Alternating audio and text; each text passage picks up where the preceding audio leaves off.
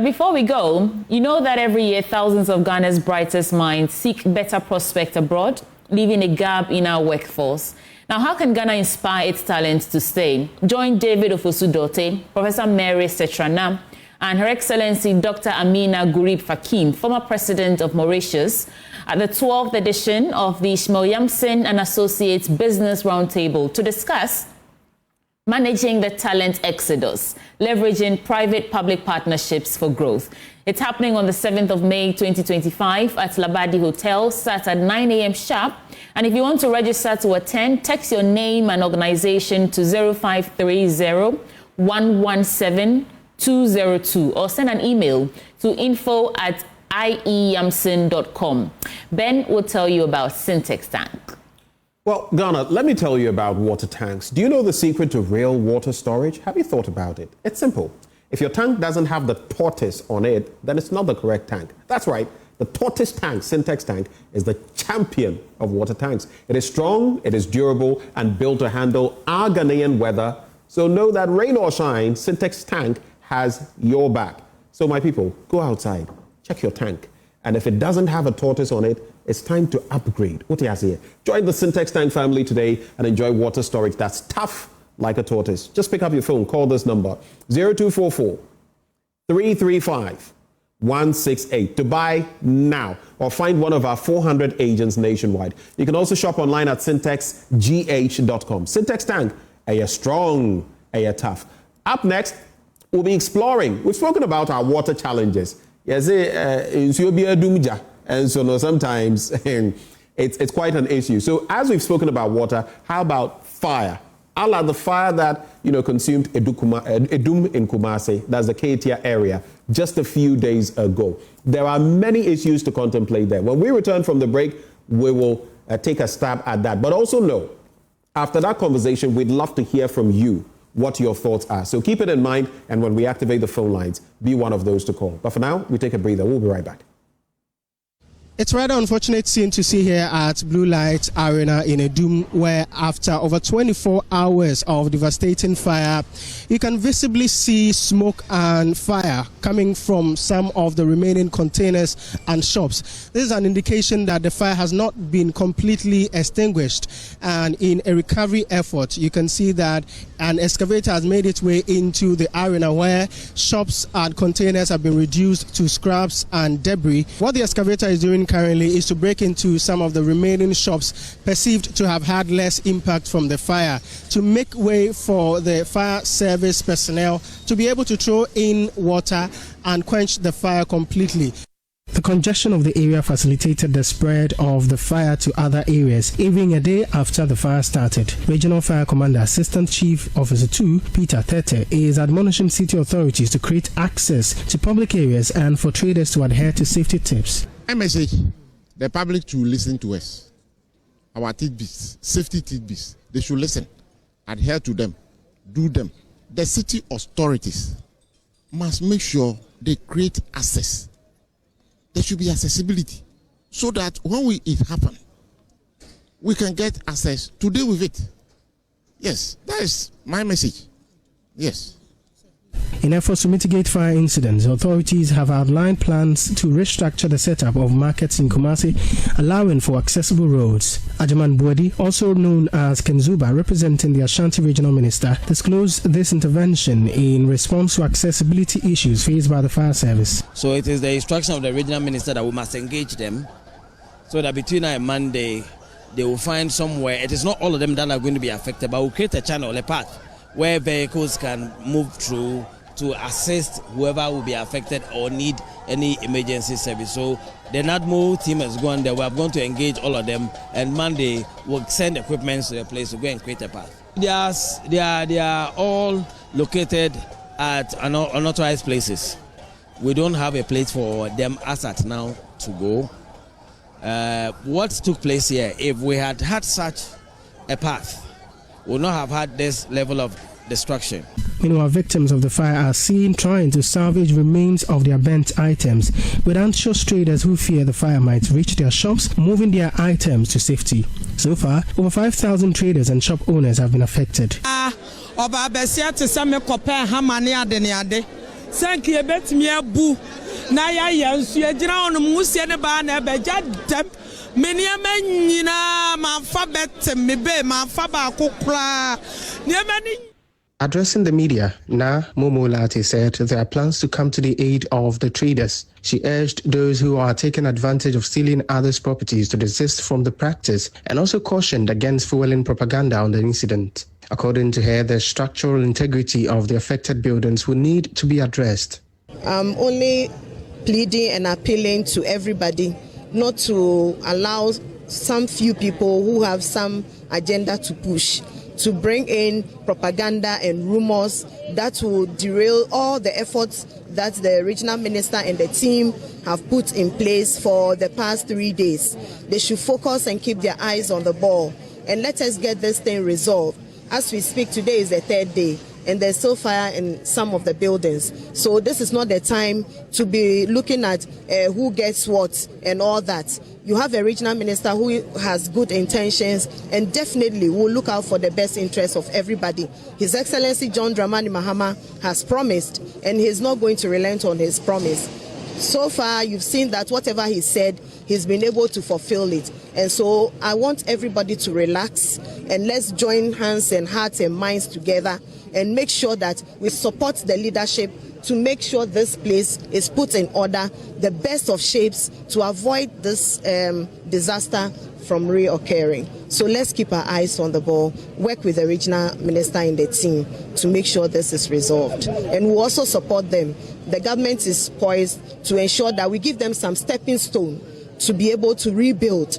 And so for that one, we'll do our best. By the end of today's meeting, we are sure to have some roadmap and then we'll communicate with His Excellency.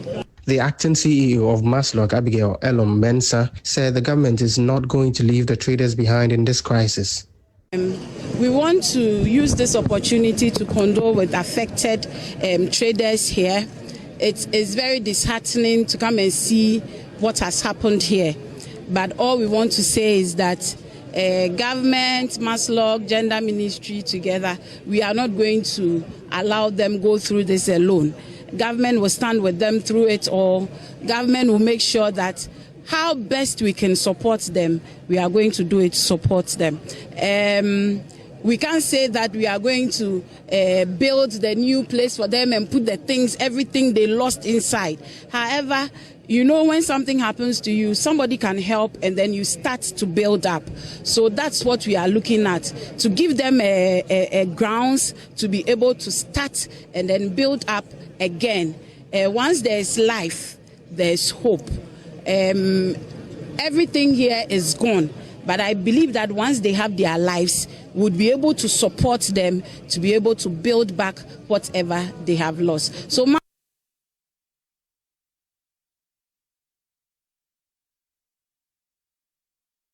I'm tempted to agree with the gender minister saying once they have life, there is hope. But it's a question of how we can prevent this from happening or equip the fire service so that they can douse fires within the shortest possible time without it escalating. Let's get on the phone now and speak to Charles Kusi-Appiah. He's Head Business and Economic Bureau of GUTA. Sir, thank you for joining the conversation. We are hearing reports of about 5,000 traders and shop owners who've been affected by that fire in Adum. How did that news come to you? Good morning to you and to your viewers, and very good morning to businesses in Ashanti region. This is very devastating, heartbreaking. We've never witnessed such an inferno, devastating a marketplace like this. It was unanticipated, and you could see the heartbreaks, and we share our sympathy with the people that have been affected. We all understand the system we are in now. The economy is struggling, businesses are struggling. So the least that we expected was an inferno ravaging our market. So it comes as a very strong heartbreak to us. And we are praying that God will console us and give us a new means to survive. Okay. So as we speak, have there been any arrangements made to help these traders who've lost their means of livelihood as we speak? Any arrangements in place?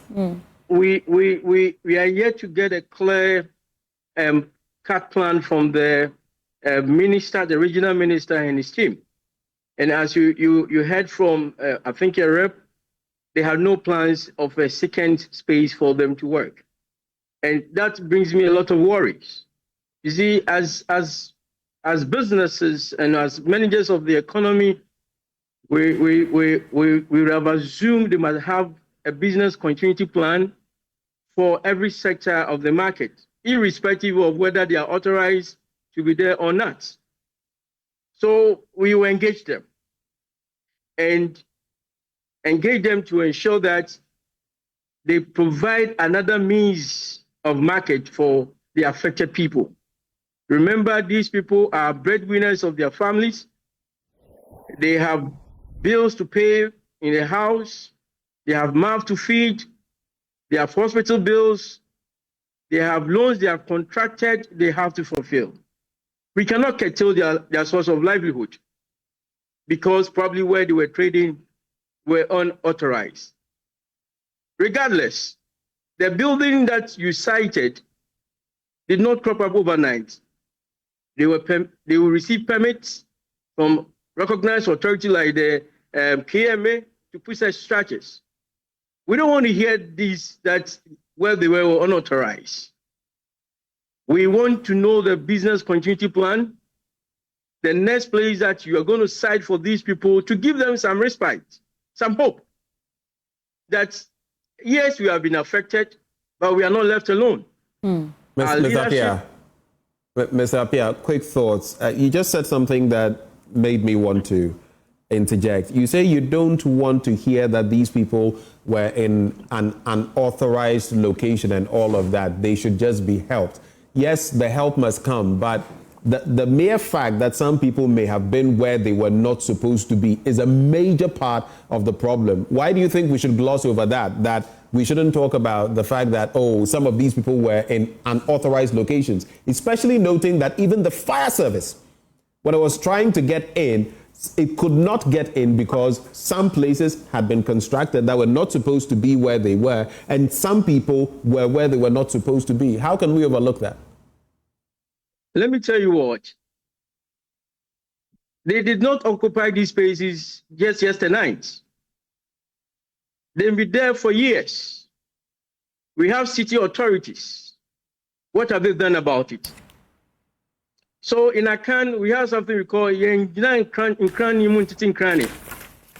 when people have been affected and their eyes are bleeding blood, it is not that period that you want to tell them what they did was wrong. It's a time to give them some hope. It's a time for you to give them some future. When that is done and you want to take up your responsibility to clean up the city, then we will side with you.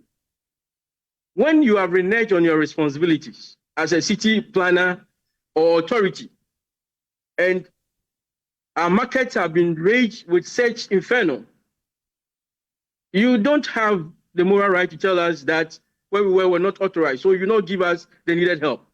That is unacceptable. Find solution to the people, then you take up your responsibility to demarcate places that are marketable. Those that assets that you need to create them, and ensure that players within the market are there to set rules. You don't renege on your responsibility and turn around and tell us that where we were not authorized. That is not acceptable. So there are demarcated areas. I mean, the Ketia market, phases 1 and 2. Why were these people not patronizing, the market? You understand that KJTIA projects have gone through different phases. Even the second phase of KJTIA have not been completed. You have not created market space for people to trade. You have created congestion within the markets. So you don't blame people. You have to take responsibility. That's leadership. And I on this stage, I want to commend the regional minister for showing the leadership. He has been with the market people, the affected people throughout this whole inferno. We appreciate the presence of the president. That also gave some hope. Even the president says that he's going to support the people. So who are you to say that where they were unauthorized and that you have not created, you don't have any option for them to be? That is what we don't want to hear. We want to allow the leadership of Ashanti region to lead the charge in bringing hope and restoring life to these people that have been affected. That is what I want to hear.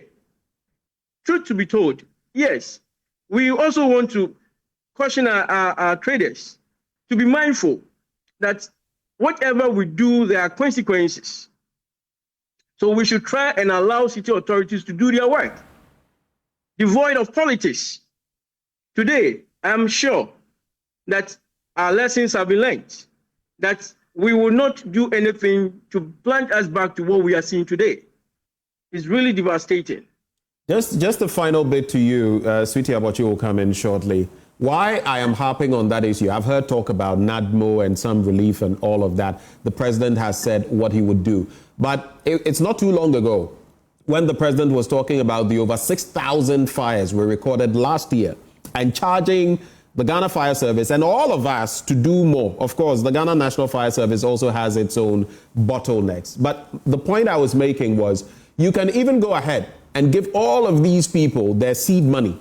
If they go back to the same place, there could be another fire in future, like we've seen year after year, and we'll be right back where we are. So you can talk about the city authorities, but if the education doesn't get down there, we are in for trouble. But the question I have for you basically is this.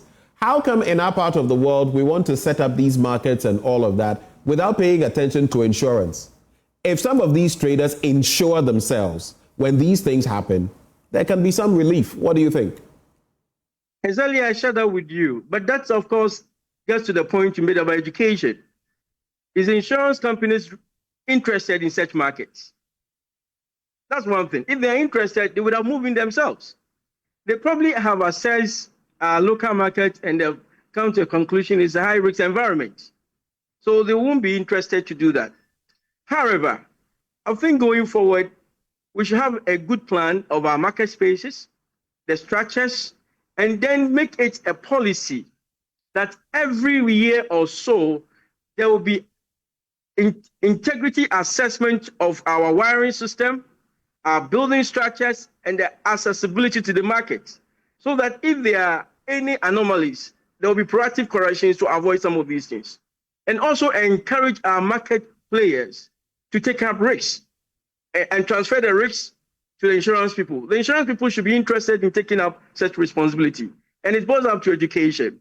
It boils up to insurance people also giving them the hope that if someone takes insurance policy and is affected by fire or any natural disaster, they'll be willing to support them.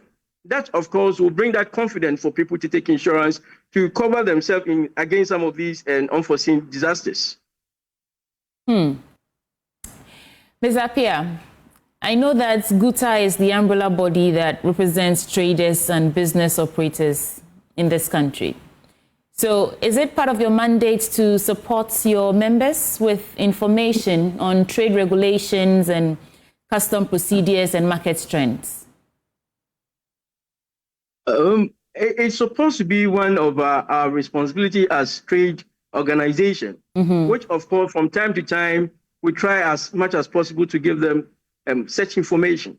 Right. But you cannot force them. No, it's a two-step question. So let me get to the actual question. So it's part of your mandate to actually provide information to these traders in terms of market trade regulations, custom procedures, and market trends. You said that you do not want to hear being chastised about where people who are where they're not supposed to be, obstructing the fire service and all that. But it is your mandate to ensure that these traders have the right information on where to be and where not to be. And so if you say that they've reneged, authorities can't renege on their responsibility, you're expecting a good plan for markets and all that, without doing your part of providing the information for these traders so they know what's right from wrong, can you really blame authorities if they decide that you did the wrong thing anyway? So you bear the cost of it. You see, as a trade association, especially the Ashanti Business Owners Association, our mandate is to give information. And there's another authority whose mandate is to ensure that what is right is done.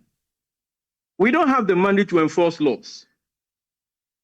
That is what I'm talking about, a responsibility of discharging your role as a city planner or manager to ensure the rules are abided to or are complied to the latter.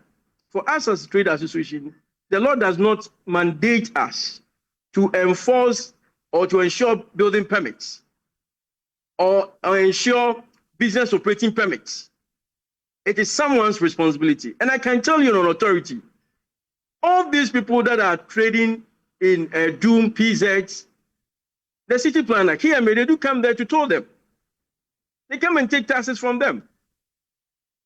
So you cannot push the blame on trade associations that we were supposed to do that and renege on that. I'm not pushing the blame on you. I just want clarity on whether or not you're also doing what's, you're also discharging your duties. We have done our part of the engagement. We have done our part of the engagement. But when it comes to enforcement, the law empowers someone to do that. And that is what we are talking about. So what is your ask? I know that there will be a series of meetings going forward and how you can help these traders who've been affected by the fire. What is the ask? What are you looking for? Well, basically, we're looking at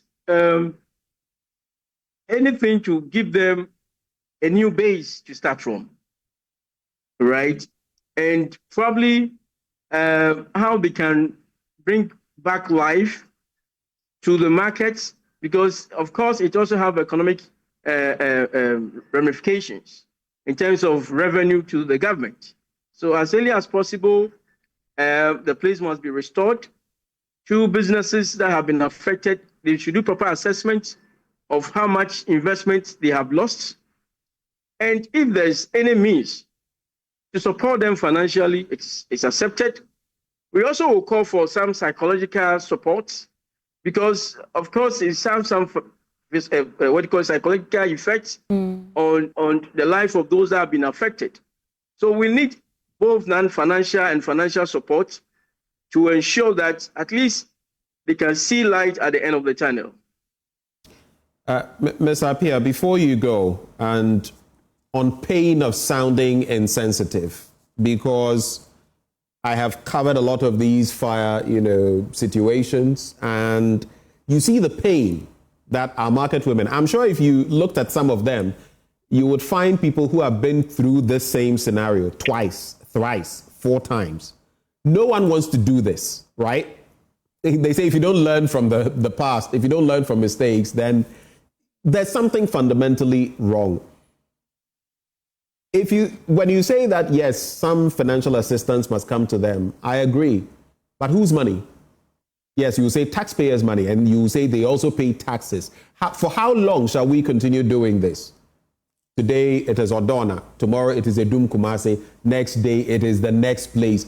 How much of taxpayers' money, which can go into schools and all of that, shall we continue using for such things? And my ask is, can we be tougher? Would you say that, I know that if petrol is here and I light a flame, this place will burn. But the authorities are not enforcing that petrol will not be poured here. So I'll still go ahead and light a flame and put it there, knowing the consequences. What role can you, as Guta, you as the same market people, do to regulate better if the authorities are not doing what they ought to? How can you ensure that you are protecting your people so that we don't see something like this? This is devastating. Millions of CDs would have been lost. Very, very. I understand where you're coming from. I think going forward, there'll be much more engagement. There'll be simulations of the effect of some of these events. We also want to recommend that every facility must have facility managers that will time in and time out will be checking activities within the shops and to more or less proactively avert any such occurrences. Yes, we cannot be repeating our mistakes of yesterday and expect support tomorrow. There must be some consequences. And that, of course, after an investigation has been conducted and the real source of the fire outbreak is identified, whoever is culpable should be allowed to face the law. And if that is done, probably it will be a deterrent to other occupants.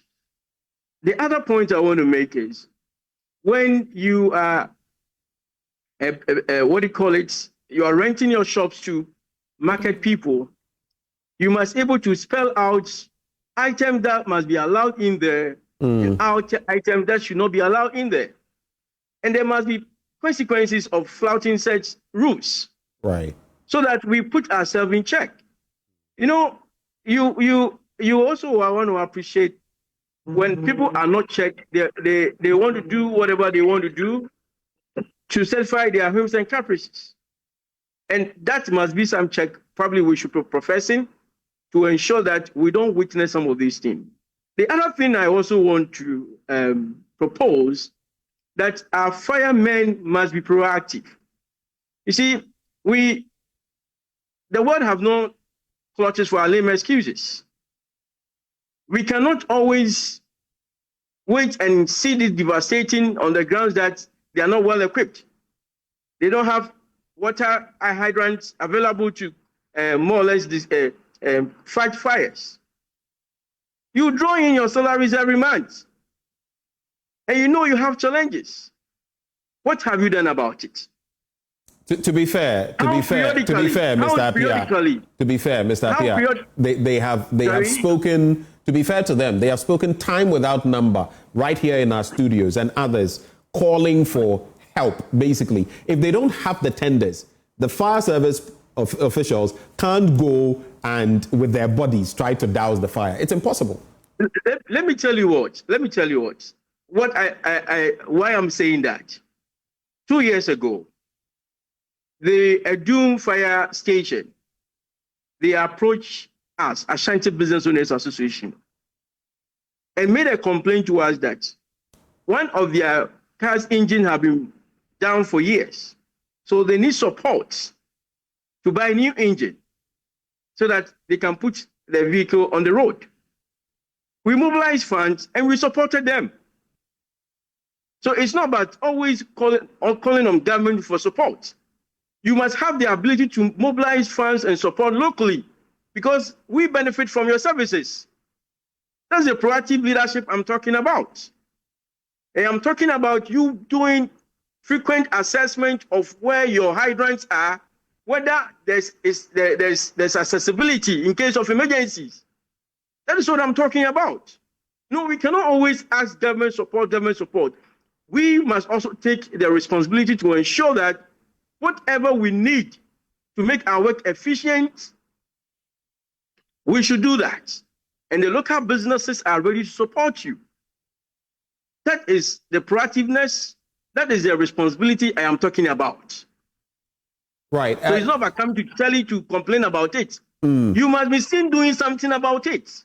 Right, and I'm sure the fire service will... Because you draw in your salaries every month. They will deal with that. Just a parting issue before you go. We also hear that the management of the Ketia Central Market has been dissolved.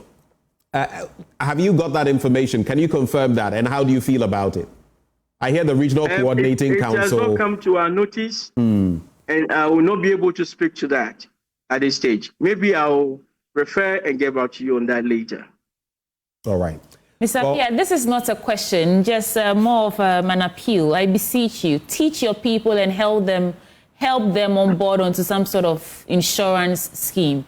Because I don't think you're doing the country any good. If every time something like this happens, taxpayers' monies have to be collated and collected and to help these traders get back on their feet.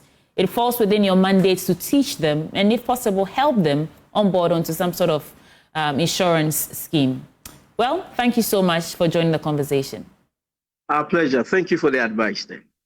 And that is Charles Kwesi Appiah, Head of Business and the Economic Bureau at GUTA. That's the Ghana Union of Traders Association. Interesting dynamics. I mean, I've been thinking about it and I had to bring it up.